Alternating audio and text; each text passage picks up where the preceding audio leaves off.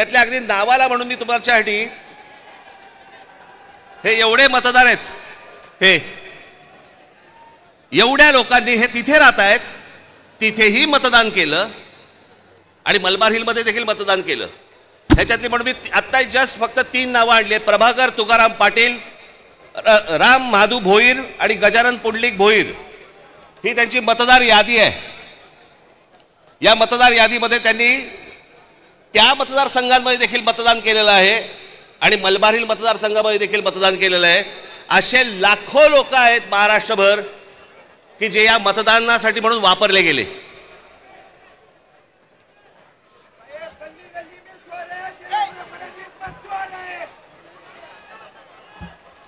आता मी तुम्हाला अजून एक गोष्ट दाखवणार आहे की लोक म्हणतात की पुरावे कुठे आहेत, पुरावे कुठे आहेत. मुंबई हे लोकसभा मतदारसंघ म्हणजे मी तुम्हाला आता जुलैपर्यंतची यादी वाचून दाखवतोय. जुलैपर्यंतची 1 जुलैला त्यांनी यादी बंद केली. 1 जुलैला जी यादी बंद केली त्याच्यामधले फक्त मी मतदार तुम्हाला वाचून दाखवतोय.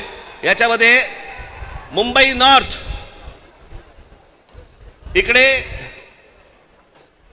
एका लोकसभा मतदारसंघामध्ये 17,29,456 मतदार आहेत. याच्यापैकी 62,370 हे दुबार आहेत. मुंबई नॉर्थ वेस्ट संपूर्ण मतदार 16,74,861 आणि दुबार मतदार 60,231. मुंबई नॉर्थ ईस्ट पूर्ण मतदार आहेत 15,90,710 आणि दुबार मतदार आहेत 92,983. Mumbai north central total vote मतदार आहेत 16,81,048 आणि दुबार मतदार आहेत 63,740. मुंबई साऊथ सेंट्रल संपूर्ण मतदार आहेत 14,37,776 आणि दुबार मतदार आहेत 50,565. मुंबई साऊथ मतदार आहेत, हे आत्ताची यादी सांगतोय तुम्हाला जुलैपर्यंतची, 1 जुलैपर्यंतची 15,15,15,993 आणि दुबार मतदार आहेत 55,205. नाशिक लोकसभा मतदार आहेत 19,34,349 आणि दुबार मतदार आहेत 99,673. मावळ लोकसभा संपूर्ण मतदार आहे 19,85,172 आणि दुबार मतदार आहेत 1,45,636 एवढे दुबार मतदार आहेत. पुणे लोकसभा 17,12,242 दुबार मतदार आता आहेत तिकडे 1,02,002.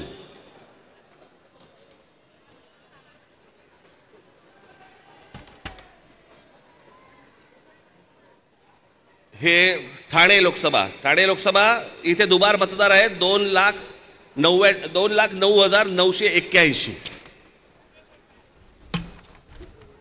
लोक म्हणतील की बाबा हे आकडे तो बोलून दाखवलेत, पुरावा कुठे आहे? मी आज तुमच्यासाठी पुरावा देखील आणलाय ह्या सगळ्या दुबार मतदारांचा. काढते कापड, हे सगळे दुबार मतदार आहेत. हे एवढे सगळे दुबार मतदार आहेत. हे मी तुम्हाला आता जेवढे फक्त मतदारसंघ सांगितले तेवढ्यातले फक्त दुबार मतदार आहेत. म्हणजे तुम्हाला कल्पना येईल महाराष्ट्रामध्ये काय प्रकारचा गोंधळ येतो. आणि एवढे पुरावे दिल्यानंतर देखील हट्ट सुरू आहे की नाही कोर्टाने सांगितलंय जानेवारीत निवडणुका घ्या. कशा घ्या, का घ्या, कोणाला आहे घाई? 5 वर्ष निवडणुका घेतल्या नाहीयेत, 5 वर्ष. अजून 1 वर्ष गेलं तर काय फरक पडणार आहे? काय फरक पडतो? 5 वर्ष काही फरक नाही पडला, अजून 1 वर्ष गेलं. पण जी माणसं भरली आहेत आतमध्ये त्याचं काय करायचं? मग त्याच्यातल्या त्याच्यात निवडणुका आटपून घ्यायच्या आणि पुन्हा यश पदरी पाडायचं, याला काय निवडणुका म्हणतात? या निवडणुका अशा, याच्यात तर लोकशाही तरी टिकेल? एका आमदाराचा भाऊ सांगतो की मी 20,000 मतं बाहेरून आतमध्ये आणली. आमदाराचा, म्हणजे ह्याची हिंमत बघा, सत्तेचा माज बघा, की एक आमदाराचा भाऊ सांगतो की आमदार असतो पैठणचा, त्यांचा बुमरेचा भाऊ ना, हो पण त्याचा बुमरेचा भाऊ ना, तो मुलगा हल्ली कळतच नाही माहिती. या मतदार याद्या तपासताना ह्याच्यातला कोण, त्या दिवशी सांगितलं नाही का मी, मुलीचं वय 114, वडिलांचं वय 43. त्या दिवशी काय मला बोलायचं ते मी बोललो. काहीही चालू आहे. त्या नवी मुंबईचे